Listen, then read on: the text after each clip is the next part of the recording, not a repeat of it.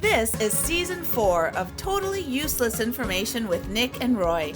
Listen, laugh, and learn. Today on the show, we will introduce a brand new topic: cars, plus geography, expressions, and a little bit of history.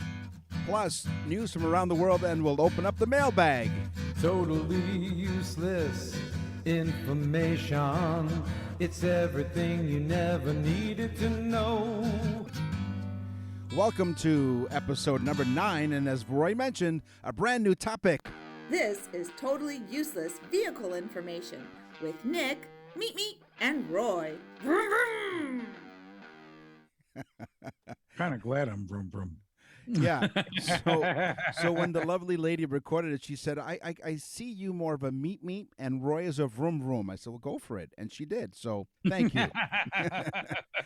So I'm a meet. Okay, sure. Thank you very much. So yeah, brand new topic. And you can email us, nickandroy.com. Contact us, and you can suggest any topic you want. And we want to thank you for all of your feedback. So when was the first speeding ticket issued? 1902. The driver was driving a whopping 10 miles per hour. Wow. Speed racer. And fined with $10. The speeding ticket was issued after the first death of a car crash. So it was fatal, unfortunately. Yeah. So 10 miles an hour, $10. 1902. What the hell kind of crash was it where they died at 10 miles an hour? How fast were they walking? 10 My bike does more than that. Yeah. Wow. But then again, you have to wear a helmet with that, which I don't do. Uh-oh. Yeah. Well, that explains a lot, but go on. No, of course I do. And we suggest all listeners to wear a helmet while biking. Thank you to the legal team at Yes. Totally Useless Information. Yes. The first car was invented by Carl Benz. Then again, now think about it. Mercedes-Benz. Well, Carl Benz invented the first car in 1885. The top speed was 16 kilometers. Nick, how many miles per hour would that be? Let me do the math. I have to take off my shoes and socks. No, roughly 16 kilometers. It's 10. Okay, so he'd get a speeding ticket. That's right. Yeah, it's almost 10, so he almost got a speeding ticket. Yeah. Not quite. But he invented it in 1885. It had a top speed of 16 kilometers or 10 miles an hour. It had a one-cylinder engine in it, literally a one-cylinder engine. It was like a kind of like a weed whacker, I would think, with wheels attached to it. And it was called the Benz Motorwagen. Und they drove it around Liechtenstein. With Heidi Klum at the wheel. Yeah. Oh, yeah. That, and because we were driving it, we have a spare tire. They were like, we don't want these cars to go much faster so we can see Heidi better. That's right. Give him the ticket. So we have a dashboard in our car, right? You know, it's referred to as a Maybe dashboard. You do. We do. But the original dashboard was a piece of wood that was fastened in front of a horse-drawn carriage that prevented mud from hitting the driver. And it was a board. This dashboard. Board. There you go. Wow. 80% of the average car is recycled.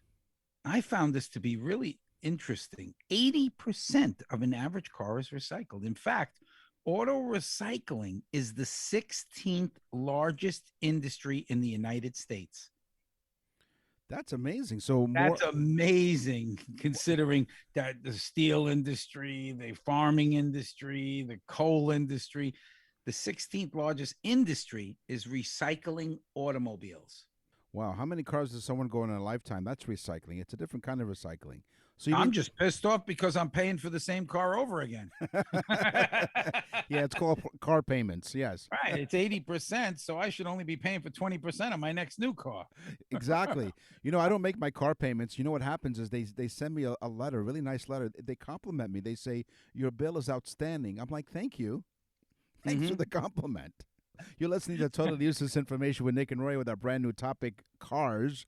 The most people crammed in a smart car was 20.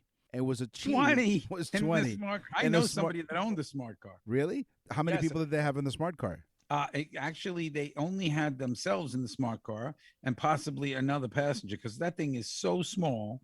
There's nothing smart about that car, but it was made by Mercedes Benz. That's right. It's all connected. It was achieved by the Glendale cheerleading team and set a I know, that's where I'm going. And set a Guinness World Records Gone Wild record at the Staples Center in Los Angeles on September 28, 2011. So only 10 years ago. Wait a second.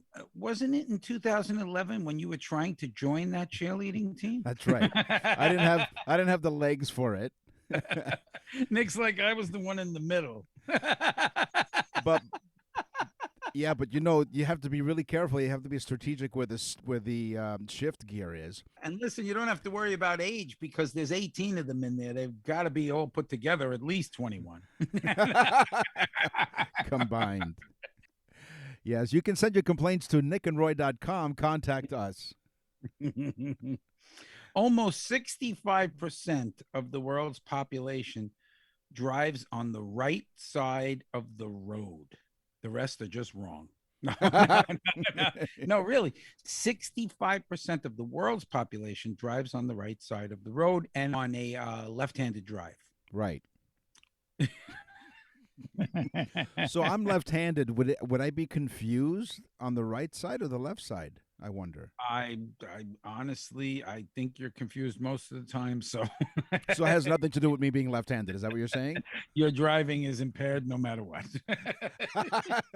Would not a drop. And you're of getting a ticket. Hey, that's why they invented that bumper sticker. If you don't like the way I drive, stay off the sidewalk.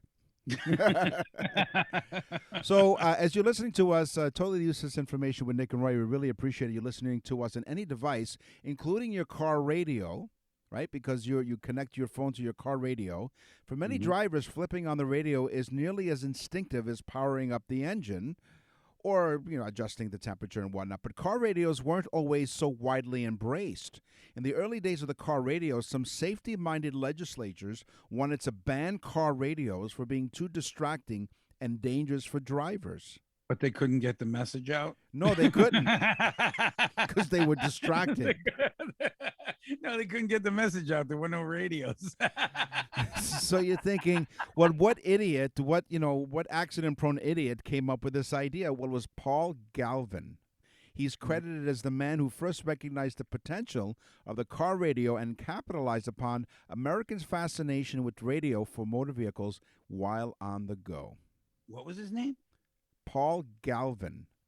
Paul Galvin. Cool. See, yeah, so cool. Paul Galvin. And around the same time, Galvin and his brother started a manufacturing company in Chicago to enable home radios to operate on household current instead of batteries. Ah, see, that was smart. So Galvin had it all going on with the radio. Here's another stupid alert. In 2013, a study was done. Okay, let's try that again. Sure. Okay, here's a stupid alert. In 2013... I'm sorry, were you distracted by your car radio? I was just distracted by myself. Not the first time. Go on. So, in 2013, a study was done that found that white is clearly the number one color for vehicles. What color is your car, Nick? It's a charcoal. It is a charcoal. I have a gray car as well, but my wife is driving a white car, and I had a white car before that, and she had a white car before that, so we clearly had a lot more white cars. All right. But anyway, white is the number one color for vehicles across the world. Then they also found out that white is also 10% less likely to get in an accident, and mainstream colors are more likely to be stolen. So white is more likely to be stolen. Okay, morons. White cars are 10% less likely to get in an accident, you idiots, because they're white and they're easier to see in like dusk and at night. You morons. That's a simple one. If it was a black car, of course it's going to get more in an accident. And wait a second. Think about this one, Nick, these smarty pantses. Who would steal an orange or a yellow car? You're not exactly going to blend like driving downtown in an orange Maserati. Never mind. Who would buy an orange or yellow car? Wait a minute. Oh. Yeah, the reason why not too many white cars are in accidents is because they're stolen. No one's driving them. Exactly. That's what's going on. Well, they're not reported. No, exactly. I read somewhere that, that 25% of accidents happen near someone's home. The solution? Move. You're Well, listening to... Or live in an RV. That's right. Go small, think large. You're listening to Totally Useless Information with Nick and Roy. Happened today is history. What happens tomorrow is history. Yeah. So this is some history stuff. Mm-hmm. My son went to Oxford, and I say that a lot because, hell, my son went to Oxford. Was he driving a white car? No, it's true. I have the T-shirt. It says Oxford Law School. Oh, okay. Cost 23 pounds. Okay, but it is true. He did go to Oxford. Yeah. But did you know, and I got the bill to prove it, but did you know that the university is older than the Aztec Empire? Get ready for this one. This I didn't know, and this was a history thing that most people are going to get your pencils ready. Write this down. Oxford opened its doors in 1096. Wow. That's crazy. The Aztec Empire was founded some 200 and some odd years later in 1325. Okay. Then the Aztecs no longer existed, and Oxford was still charging way too much for tuition. That's right. Yeah. This is how they got, there was a trick question on the final exam. Name the people who lived in the Aztecs. What? So we all know and love, the beloved nursery rhyme, Mary Had a Little Lamb. Remember that? Mary had a little lamb. Remember that? Yeah, his fleece was white as snow. It was. And everywhere that Mary went, Yeah. doom and famine would always go. That's right. Well, there really was a Mary, and there really was a little lamb. She did have a little lamb. The nursery rhyme was probably assumed was fiction, which we all thought, but it was a real person, Mary Sawyer. She was an 11-year-old girl in Boston who was followed to school one day in 1817 by her pet lamb. In the late 1860s, she helped raise money for an old church by selling pieces of wool from the famous lamb. Let me say that again. She was selling pieces of wool from the famous lamb, not pieces of the lamb. But let me get this straight. She would walk to school with the lamb? The lamb followed her to school. So people that would say to her, "Hey, little girl, are you lost?" And the lamb would say, "Nah." There we go. Fleeced again. Please. Oh, boy. Oh, yeah. That's why we don't write. Go on. Tell people about Mary. Well, Mary drove a white car, and she had her dashboard, and she wrote down on the dashboard, the dust on the dashboard, nickandroy.com, so she remembered where to send an email. Exactly. Plus, she said, "What? Another ticket? 12 miles per hour." Yeah, the lamb ran faster. You know why? You know why she was escaping? She was shaving him. No, she was on the lamb. Just on the lamb. There you Oh, go. that's pretty funny, I guess. You're listening to Totally Useless Information with Nick and Roy. What are you chewing on? You're not chewing on a piece of lamb, are you? That's just cruel. Roy's having a piece of roasted lamb as we're doing the show. Yummy. Delicious. With a little bit of mint jelly. Mint jelly. The lambs are still screaming, Clarice. Okay. At the end of World War II, street parties broke out all over the world. Everybody was excited. In fact, Russia was no exception. But the Russian party only lasted 22 hours because that's how long it took for the entire country to run out of vodka. Wow. 22 hours. The party stopped. They were like, "Where's the vodka?"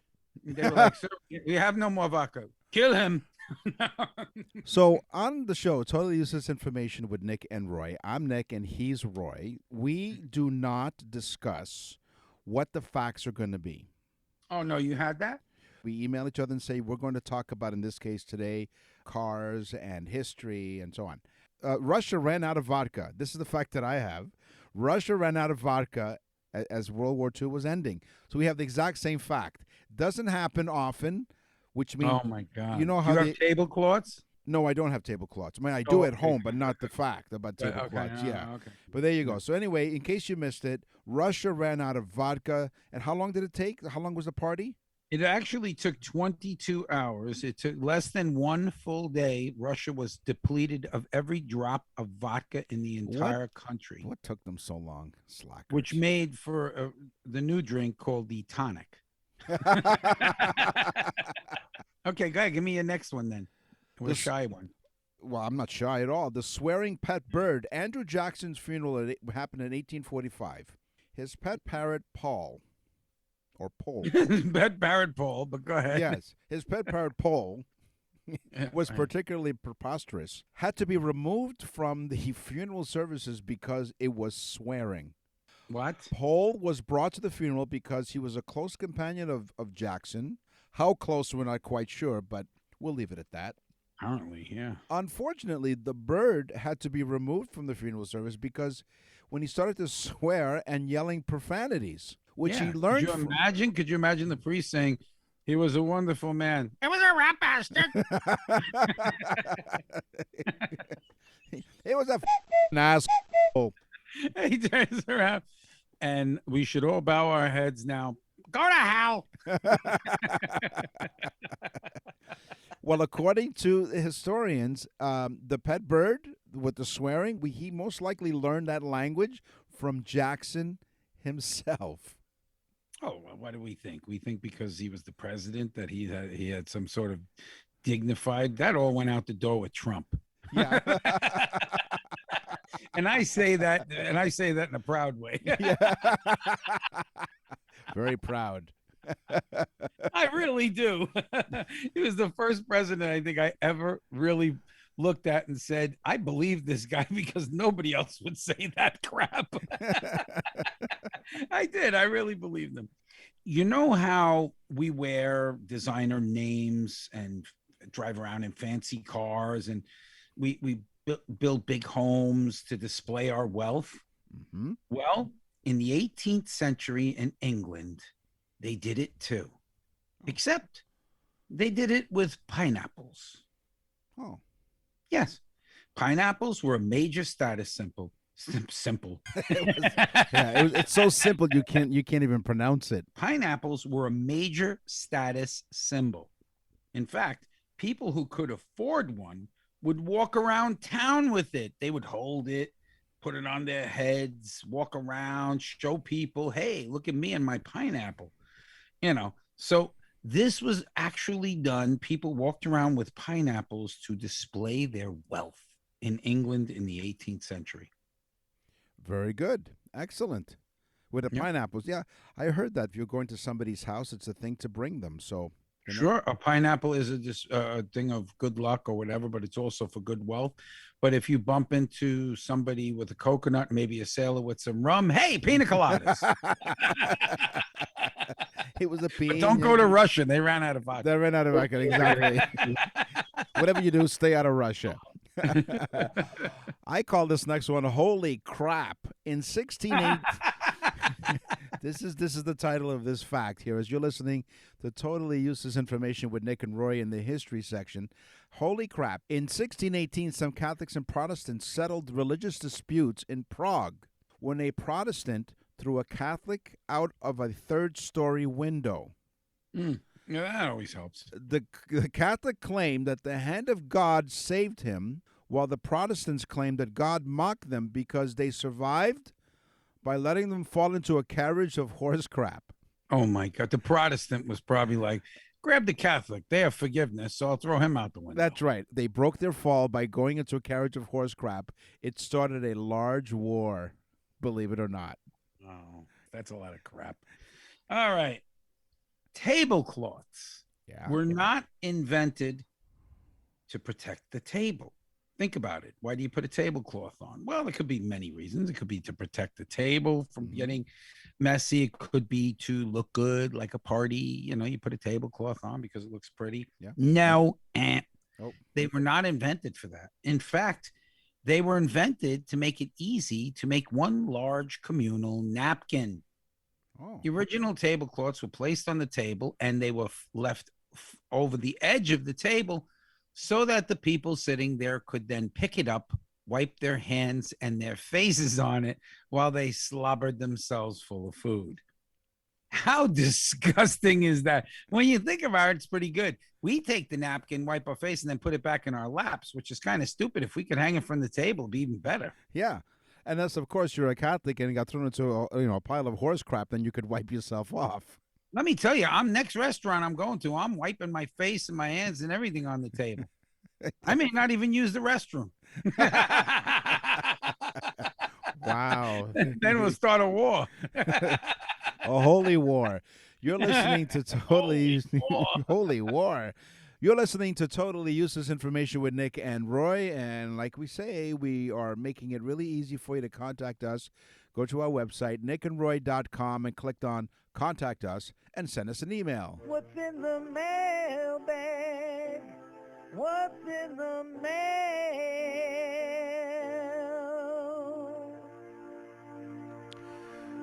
Richard from Addison, Alabama wrote in, and we want to thank you, everybody. Thank everybody for listening. All across North America, all across the globe, actually, over 55 countries they were now in. So believe it or not, more and more people are listening or turning to us for totally useless information than any other source. So thank you very much. So Richard from Madison, Alabama. We love listening to your show, he writes. We enjoy the guests that you have on, and I learn a lot. My question to you guys is this. His name is Richard. Why do people call me Dick when my name is Richard? Okay, where do I start? Oh no, I'm sorry. Where did that start? I'm thinking, where do I start, Richard? Anyway, first of all, thank you, really, sincerely. Thank you for the email. In the days of writing, this is the history of why some people call Richard. Wait a second. Dick. Did Dick sent that in? He did. Richard did. Dick wrote this? He did. But he wants to know why people call him Dick. Hey, Dick. Right. Hey, Dick. Richard. In the days of writing everything by hand, Rick and Rich emerged as common nicknames for Richard. And apparently, people also used to like to come up with nicknames that rhyme. So this gave rise to nicknames like Dick and Hick around the early 13th century. But unlike Hick, Dick continues to stick around. Depends on who it is, I guess. Of course, Dick isn't the only nickname to emerge from similar rhyme-based progression. For example, have you ever wondered why people named Robert are often called Bob? Robert, shortened, is Rob, turns to Bob. William, shortened, becomes Will, becomes Bill. Mm-hmm. So there you go, Richard the Dick. Thank you. No, not the... Richard the Dick and Bob the Knob.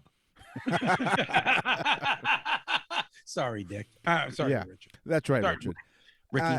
All of you, whatever you call yourselves, send us an email at nickandroy.com. What's in the mail?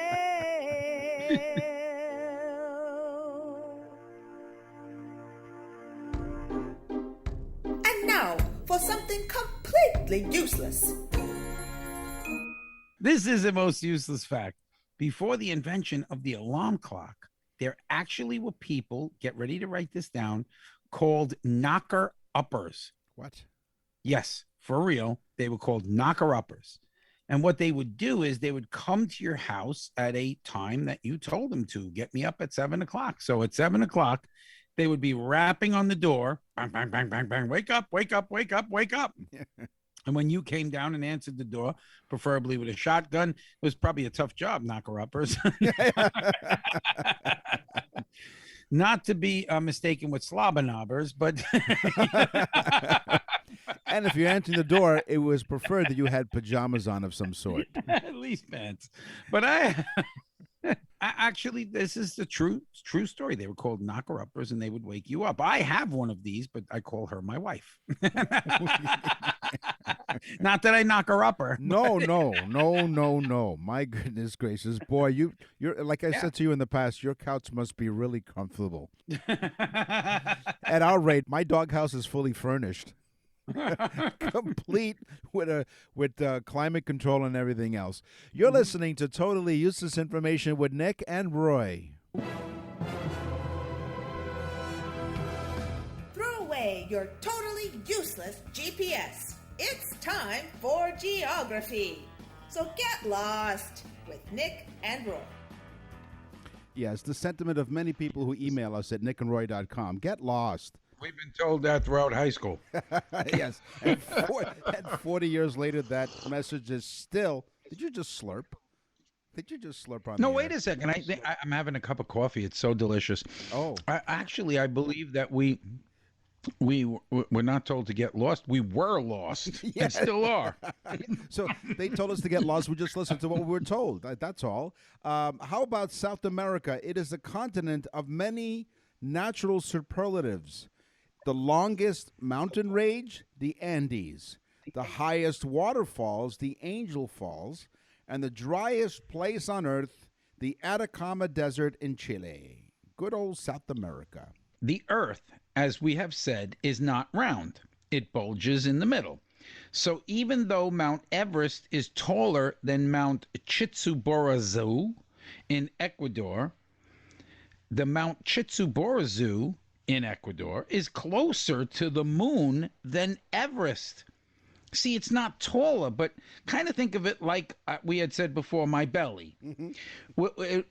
My belly would actually bump into things before any other part of my body. Well, maybe not any other part of my body, but my belly would bump into things. So Mount Chimborazo is actually taller than Everest because of the bulge of the Earth.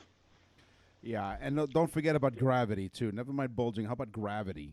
As you get older. Oh, yeah. So here's a real quick one. This is so quick, you have to really pay attention. So turn up the volume on your device. I'll wait for a moment.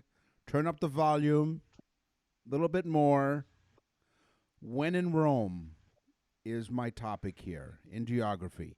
Other than Antarctica, every other continent in the world has a city named Rome. Every continent.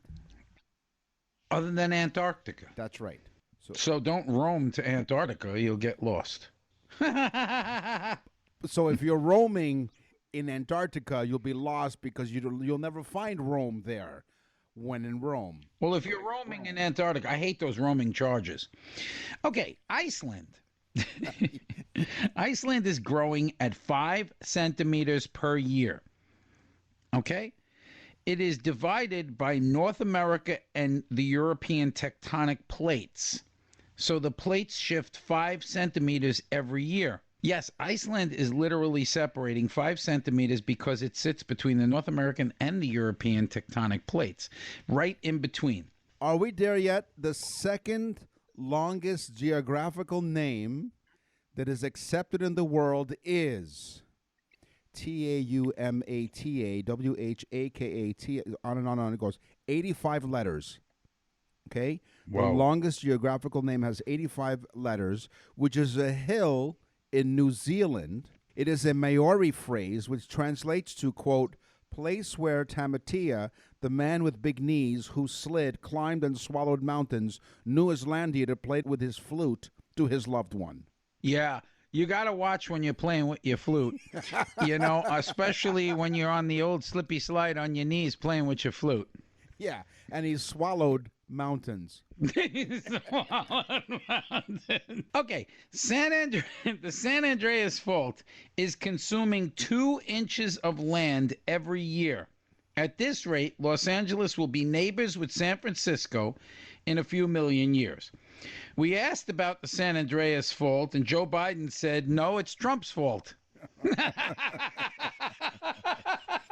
The political views on this program are not necessarily those of everyone else on the show. Oh, they gave it to Trump for 4 years. Yeah. Biden's getting it for 4 years. Four more hopefully years. 4 years. 4 more years.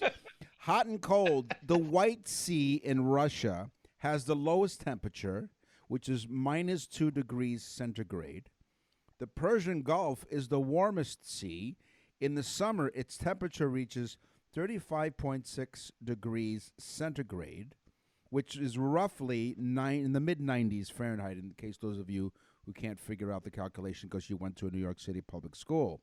35.5 degrees centigrade, which is about the mid-90s. When people listen to the show, they should have a pen and paper, because we go pretty quick and Yeah. we dole out like close to 8 facts per category. Right. And so it's hard to keep up with us. But if you have a pen and paper, you can. Ready? This is one that you're going to want to write down. Sudan has more ancient pyramids than Egypt. Egypt has 138 pyramids. Well, that's a lot of pyramids, right? No.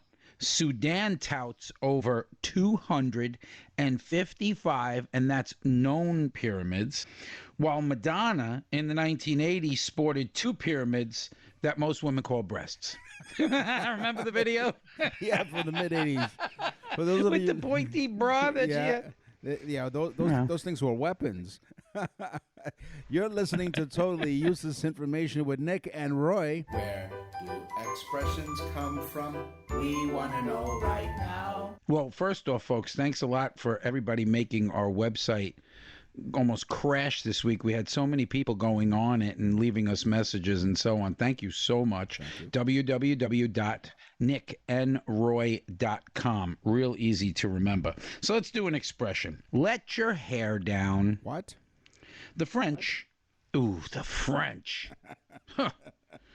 The French nobility risked condemnation from their peers if they appeared in public without their hair done up in those amazing, what they even call like French braids and so on. And they were like French braided updos. They took hours and hours and hours to do. So when the ladies got home, they took their hair down and they were so comfortable, but they had to hide indoors and not be seen. But that was called letting your hair down, and it stuck. Yeah. Being follically challenged, I don't let my hair down. My hair let me down. So what is dog fooding? Dog fooding allows employees to test their company's products in real life. It gives management a sense of how the product might be used all before launch to consumers. In 1980, Apple Computer president Michael Scott wrote a memo announcing, effective immediately, no more typewriters are to be purchased or used. We believe the typewriter is obsolete. Let's prove it on the inside before we try and convince our customers on the outside. Dog fooding. Wow, I thought it was just something that my wife cooked for dinner. Oh, no. You're going to get yourself thrown out on your butt. She's so used to it. Well, she can put me in the dog house now. Serving the dog food, yes. She'll say, close but no cigar. Close but no cigar. What a great expression. Carnivals would give cigars as prizes for winning. But if you lost, you didn't get a cigar. So it was close, but no cigar for you. So close, but no cigar. Of course. Write that one down. Write it down. Okay, we hope you can write really fast. You know that feeling, the sudden tightening of your calf or thigh where they just won't stop, that pain. So what does a muscle cramp have to do with a horse named Charlie? The Charlie horse is the expression. It began as a baseball slang around the late 1800s. There was a pitcher whose name was Charlie Old Hoss Radburn, who suffered from the tightening of the calf. It may also be from somebody's long-forgotten lame racehorse that hobbled as a result of pulling heavy loads, as witnessed by baseball player Joe Quest. According to Quest, the ball players troubled with the ailment hobbled exactly as did the old horse. And so Quest dubbed it a Charlie horse. Charlie the horse. Oh my God. See, folks, that's a cool one. 3 sheets to the wind. 3 what? Oh, 3 sheets to the wind. Sorry, I misunderstood. Yeah, you misunderstood me. Yeah. 3 sheets to the wind. What Nick is most of the time. Oh. It means that you're very drunk. Or Nick. Sailors would get drunk and forget to tie the ropes to the sails. The sails were also called sheets because, of course, they're white cotton. You know, they look like sheets. So they would forget to tie the ropes. But if you got really, really drunk, you'd forget to tie all the masts. And there were usually 3 masts on a ship. So you were 3 sheets to the wind because the wind just took the sheets and the boat didn't move and they didn't care because they were so hammered. Yeah, No sheet. When you give 100 and no sheet, Sherlock. When you give 110%, very much not like our show. The phrase was first recorded in the Elizabethan England at the end of the 16th century. It is believed to have originated when a royal aide was pooping in the bathroom. The aide is reported to have said 110% of the population has been infected by the disease I'm suffering with. A humorous statistical impossibility. Rather than correct the 10% figure, calculated by counting the amount of bodies on the streets, this gaffe was seized upon by humorists of the time, such as William Shakespeare, who mimicked the bumbling aide in several plays, just because his royal aide was pooping in the bathroom and came up with this 110% idea. No sheet. No, they were quite regular. White elephant. The white elephant. Meaning valuable but not worth the cost of upkeep. It's kind of like a Ferrari or a Tesla. The saying comes from albino Asian elephants, which are very rare and much more expensive and revered than regular elephants. But the upkeep wasn't worth the value. So having a white elephant and just taking care of it was like, why are they doing that? It's not worth it. So that's where the saying comes from. I am pleased as punch with that one. Meaning feeling with great delight or pride. A puppet show in the 17th century called Punch and Judy featured a puppet named Punch who killed people and took great joy in doing so. Okay? He would feel pleased with himself afterwards. The saying came about, pleased as Punch was born. So this puppet loved to kill people and took great joy, and so they decided to create an expression, pleased as Punch. That socks. Sock puppet. There you go. Put a sock in it. You're listening to Totally Useless Information with Nick and Roy. And now, from around the corner and around the world, this is TUI News. No Pants Subway Ride. The organizers of the No Pants Subway Ride, an annual January event held on public transport in more than a dozen cities worldwide, announced that the 2021 No Pants Subway Ride has been canceled. Improv Everywhere, the performance art group that has organized the No Pants Subway Ride since 2002 in New York City, said this year's Sans Pants public transit trek has been canceled due to the COVID-19 pandemic. Due to COVID-19, they write, we are canceling the annual No Pants Subway Ride this year. We look forward to hosting more large-scale events once it is safe to do so. What'd they think, Nick? That the mask was too much clothing? Yeah, no pants, but All they had to do was put one mask on their face and then one mask on one leg, the strap on one leg, the strap on the other, and wear two masks. Wasn't 2020 a wonderful year? I did the no pants. that's right. You know what? You're absolutely right. Even though it happened in previous cities like New York, Chicago, Los Angeles, Boston, and others, you're absolutely right. Everyone experienced no pants Zoom meetings. Yeah, and they do it in the wintertime, which I still have hemorrhoids from. Those bus seats are cold. Well, thank goodness you didn't have Ring of Fire hemorrhoid cream. Yeah. Well, you know, it's better to sit though, because when you're standing in front of women hanging onto a pole and they're hanging onto a pole, there's a problem. Oh, huge problem. Anyway, here's another problem. We are out of time. Thank you for joining us. We will scour the internet and gather more useless information for you next time. So in the meantime, visit our website for the full library. We actually have 60-something shows. You can listen to them at your leisure. And I say the word leisure because it sounds cool. Our full library is on nickandroy.com. And also tell a friend. Tell people, listen to this show, because we are now all over the world in 56 countries around the world. And we want to thank you, our listeners, for making this show so successful. Again, thank you so much, nickandroy.com. And also tell a friend about the trend. I'm Nick. And I'm Roy. Thanks for listening.